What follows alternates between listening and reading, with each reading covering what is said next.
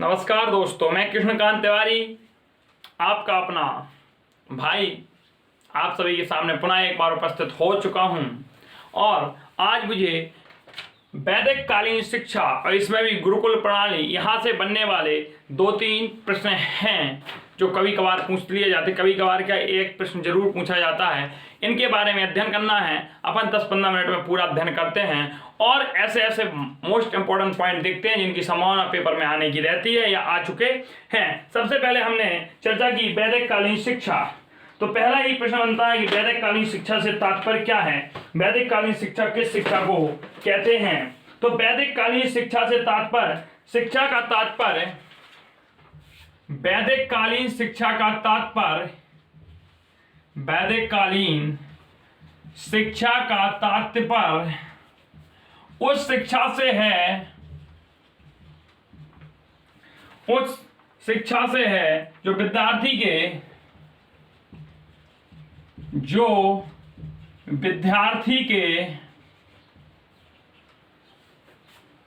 व्यक्तित्व का सर्वांगीण विकास करती है, सर्वांगीण विकास करती है। वैदिक कालीन शिक्षा का तात्पर्य उस शिक्षा से जो विद्यार्थी के व्यक्तित्व का सर्वांगीण विकास करती है। अर्थात हम कह सकते हैं कि वैदिक काल के समय में दी जाने वाली शिक्षा जो थी उसका मेन एक ही उद्देश्य था, व्यक्ति के व्यक्तित्व का सर्वांगीण विकास। इसके बाद अब हम यहाँ एक और देखते हैं कि डॉक्टर अल्टेकर ने इसी संबंध में, डॉक्टर अल्टेकर बहुत इंपॉर्टेंट है, इसी संबंध में एक पॉइंट कहा था। वैदिक युग से लेके, वैदिक युग से लेकर अब तक, वैदिक युग से लेके अब तक शिक्षा का अभिप्राय, शिक्षा का अभिप्राय, अब तक शिक्षा का अभिप्राय प्रकाश के स्रोत से रहा है, प्रकाश के स्रोत से रहा है और वह जीवन के विभिन्न क्षेत्रों, जीवन के विभिन्न क्षेत्रों में हमारा मार्ग आलोकित करता है,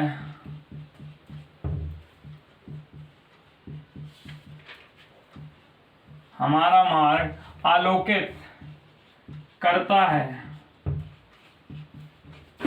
वैदिक युग से लेके अब तक शिक्षा का अभिप्राय प्रकाश के स्रोत से रहा है। अर्थात जो शिक्षा होती है वह, जैसे भर्तृहरि ने कहा था कि विद्या विहीना नरा पशु समान अस्ति, मतलब विद्या से विहीन जो नर होता है वह पशु के समान होता है, या पशु और नर में कोई भेद नहीं रहता है। तो इसी प्रकार से वैदिक कालीन युग की शिक्षा के संदर्भ में डॉक्टर अल्टेकर महोदय कहते हैं कि वैदिक युग से लेकर अब तक जो शिक्षा रही है वह प्रकाश के स्रोत के भांति रही है। जैसे कि हमारे आकाश में विद्यमान सूर्य प्रकाश का स्रोत है, उसी प्रकार जनसाधारण के मार्ग को अवलोकित करने के लिए शिक्षा हमारे एक प्रकाश के स्रोत की तरह कार्य करती है, वह जो हमारे विभिन्न क्षेत्रों में हमारा मार्ग आलोकित करते। इसी से आप पूरी परिभाषा बना के लिख दो वैदिक कालीन की।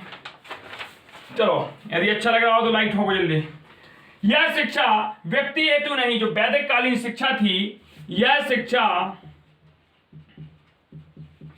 शिक्षा व्यक्ति हेतु नहीं, मतलब किसी व्यक्ति हेतु नहीं, बल्कि धर्म हेतु थी। मतलब इनका सीधा सीधा कहने का तात्पर्य था, यह अपने धर्म को, वैदिक धर्म को, हिंदुत्व को बढ़ावा देने वाली शिक्षा कह सकते हैं। अपन आगे चलते हैं। भारत की प्राचीन जो शिक्षा थी वो आध्यात्मिकता पर आधारित शिक्षा थी और शिक्षा का मुक्ति एवं आत्मबोध के साधन के रूप में हम जान सकते हैं। जो शिक्षा थी उसका एक ही था, मुक्ति व आत्मबोध कराना।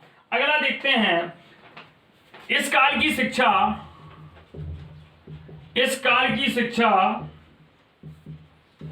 को विद्वानों ने प्रकाश स्रोत,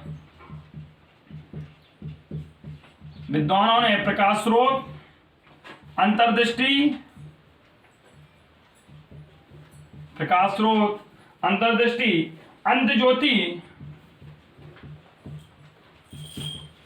अंतज्योति व नेत्र चक्षु व तीसरे नेत्र की उपमा दी है, तीसरे नेत्र की उपमा दी है। अगला देखते हैं, इस काल में भारत को विश्वगुरु माना गया, भारत को विश्वगुरु माना गया।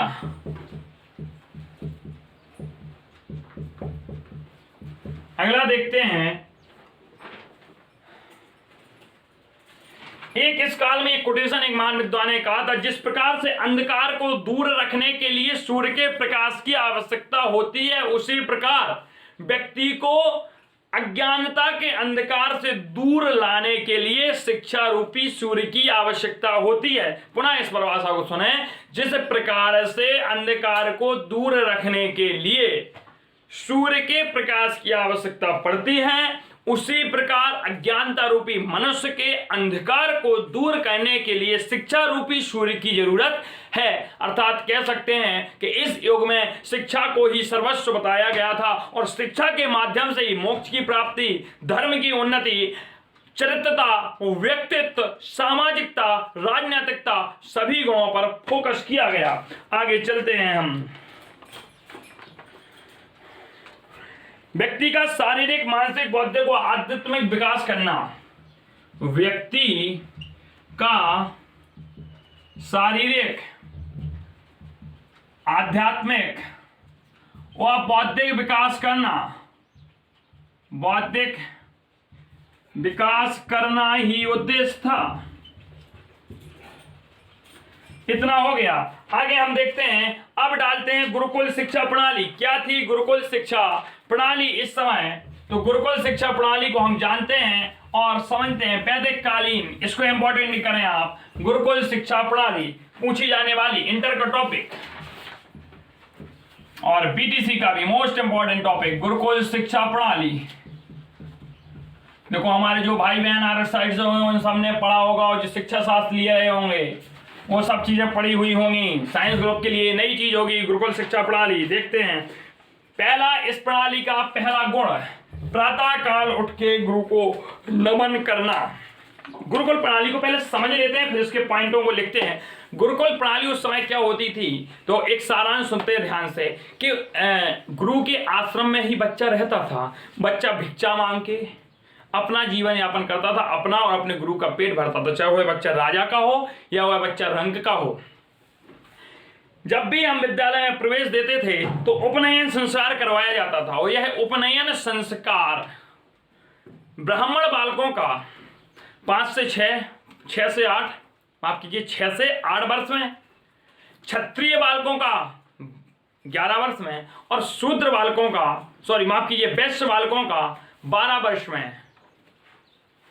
ब्राह्मण बालकों का 6 से 8 वर्ष में, क्षत्रिय बालकों का 11 वर्ष में और वैश्य बालकों का 12 वर्ष में, जबकि शूद्रों के लिए कोई शिक्षा की उस समय वैदिक कालीन में वर्ण व्यवस्था नहीं थी। तो अब इसके तहत होता क्या था, गुरुकुल में जब बच्चा पहुंच जाता था उसका कार्य होता था गुरु की सेवा करना, गुरु के पैर दबाना, वस्त्रों को धोना, सब साफ सफाई रखना और वह भिक्षा मांग के। अब भिक्षा मांगने का तात्पर्य क्या था, अब भिक्षा मांगने का तात्पर्य ये नहीं था उसे कटोरा लेके भिक्षा मांगना। इससे क्या होता था कि लोगों का जन माध्यम से, जन साधारण से एक संपर्क स्थापित हो जाता था उन विद्यार्थियों को और उनके अंदर सामाजिकता का ज्ञान हो जाता था। हर प्रकार से परिस्थितियों के साथ समझौता करना, कहीं गया भिक्षा मांगने। और उस समय के लोगों के अंदर एक खासियत थी कि हर घर से कुछ ना कुछ जरूर लोग देते थे, लेकिन उस समय बालकों को ये प्रॉफिट मिल रहा था कि बालकों के अंदर सामाजिकता का विकास हो रहा था। बालक समाज को देखते थे, सीखते थे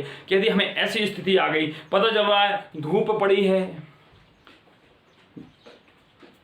भयंकर गर्मी है मई जून वाली, ऐसे में भी भिक्षा मांग रहे हैं। सर्दी पड़ रही है दिसंबर जनवरी वाली, फिर भी भिक्षा मांगने जा रहे हैं, गुरु की सेवा कर रहे हैं। और उस समय कोई पुस्तकीय ज्ञान नहीं दिया जा सकता था।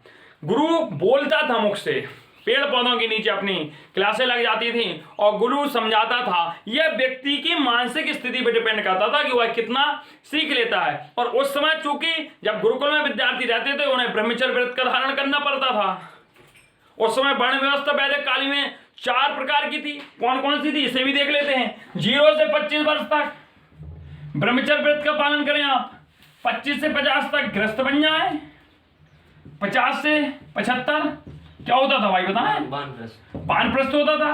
वानप्रस्थ का तात्पर्य था कि अपने जो आपके बच्चे हैं उनकी शादी विवाह करके शादी विवाह कर दो। और उसके बाद 75 से 100 तक क्या था? संन्यास की व्यवस्था थी। तो ये 4 व्यवस्थाएं उस समय थी। तो इस प्रकार से गुरुकुल प्रणाली चलती थी। तो अब हम गुरुकुल प्रणाली के कुछ मुख्य पॉइंट लिखते चलते हैं और समझते चलते हैं। गुरुकुल प्रणाली का सार मैंने आपको काफी समझा दिया, लेकिन इन चीजों को देखें, बहुत अच्छे अच्छे पॉइंट मैंने आप लोगों के लिए लिखे हैं। प्राचीन काल में विद्यालय गुरुकुल क्या कहते थे? देखो, प्राचीन काल में विद्यालय, जो विद्यालय थे वह हमारे गुरुकुल, आचार्य कुल,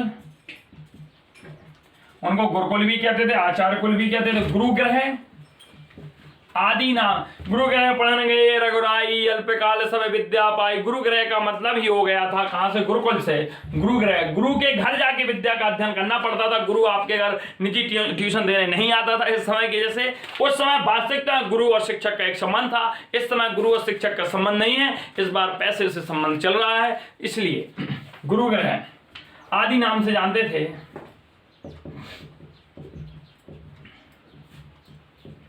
अगला देखते हैं दूसरा पॉइंट क्या कहता है। आचार्य के कुल में निवास करता, गुरु सेवा ब्रह्मचर्य विद्यार्थियों का अध्ययन करता था और गुरु के उपदेश पर चलते हुए वेद ग्रहण करने वाले, गुरु के उपदेशों पर चलते हुए वेद ग्रहण करने वाले व्रतधारी तुर्तसी कहलाए होते थे। प्रारंभिक शिक्षा 5 वर्ष से प्रारंभ होती थी, अभी की भांति।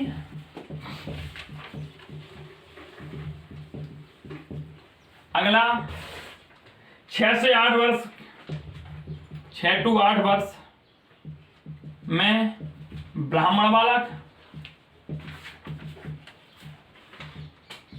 11वें वर्ष में क्षत्रिय,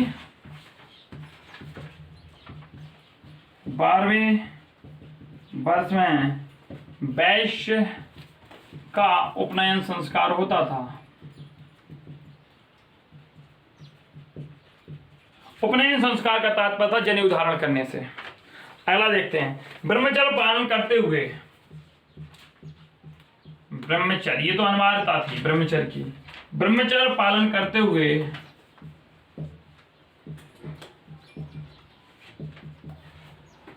विद्यार्थी गुरुकुल में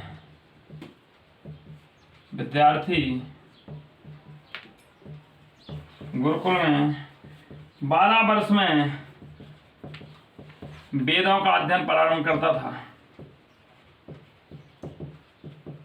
मतलब पहले उसे 5 साल प्रारंभिक शिक्षा ग्रहण करनी पड़ती थी। जब 6 साल में आ गया, 8 में आ गया, 12 वर्ष तक वह रहा, तब 12 वर्ष ब्रह्मचर्य पालन करते हुए 12 वर्ष में वेद अध्ययन करते थे।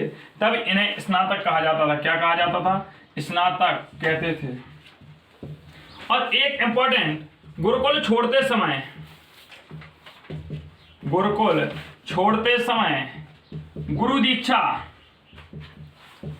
गुरु दीक्षा फेयरवेल पार्टी होती है आपसी मित्रों के लिए, लेकिन दीक्षांत समारोह आज भी होते हैं कई विद्यालयों में। तो गुरु दीक्षा, इसको हम कहते थे समावर्तन संस्कार। ये लगभग 20 से 22 की उम्र में होता था कि नहीं? 22 से 24 22 से 24 वर्ष में होता था। कब होता था? 22 से 24, जब बालक अपनी शिक्षा पूर्ण करके युवा अवस्था में, क्योंकि 25 वर्ष तक ही आप शिक्षा ग्रहण कर सकते हैं, आपकी तरह नहीं था कि 30 वर्ष तक एमएससी करते रहे, एमए करते रहे, बीए करते रहे, नहीं, 22 से 24 वर्ष तक बालक की शिक्षा पूर्ण हो जाती थी। और शिक्षा पूर्ण करते ही जब वह गुरु दीक्षा देता था, उस गुरु दीक्षा को समावर्तन संस्कार कहते हैं। प्रश्न बन सकता है कि वैदिक काल में उपनयन संस्कार किस उम्र में होता था? तो 6वें वर्ष में होता था, और जबकि समावर्तन संस्कार कितने वर्ष में होता था? तो 22 से 24 वर्ष के अंदर होता था।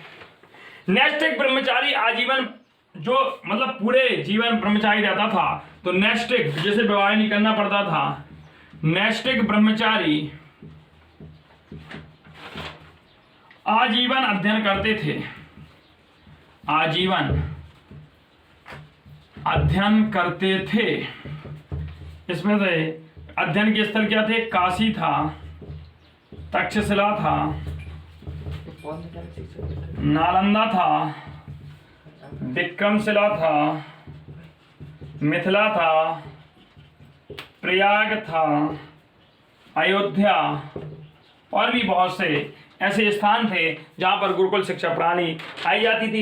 इतना अपन ने गुरुकुल शिक्षा प्रणाली में पढ़ा, और गुरु के उपदेश पर चलते हुए वेदों को ग्रहण करना। इसके अलावा इससे ज्यादा कुछ भी नहीं पूछा जाएगा आपका वैदिक कालीन शिक्षा में, पूछ लिया जाएगा वैदिक कालीन शिक्षा का तात्पर्य डॉक्टर टेकर महोदय का। इसके बाद इंपॉर्टेंट है, जहां से प्रश्न हर वर्ष बनता है, वह है हमारी बौद्ध कालीन शिक्षा। वह आपको अगले वीडियो में मिलेंगे। उसके बाद मुस्लिम कालीन शिक्षा, और फिर हमारे कुछ आयोग, उसके बाद धीरे धीरे प्रकृतिवाद, आदर्शवाद, जनकवाद। हम बहुत जल्द सिलेबस को खत्म कर लेंगे 2 से 3 दिन में। बहुत बहुत धन्यवाद आप सभी का। आप सभी लोगों का इसी प्रकार से प्रेम स्नेह हमारे साथ बना रहे। आपका बड़ा भाई आप सभी के सामने सदा प्रस्तुत है। बहुत बहुत धन्यवाद।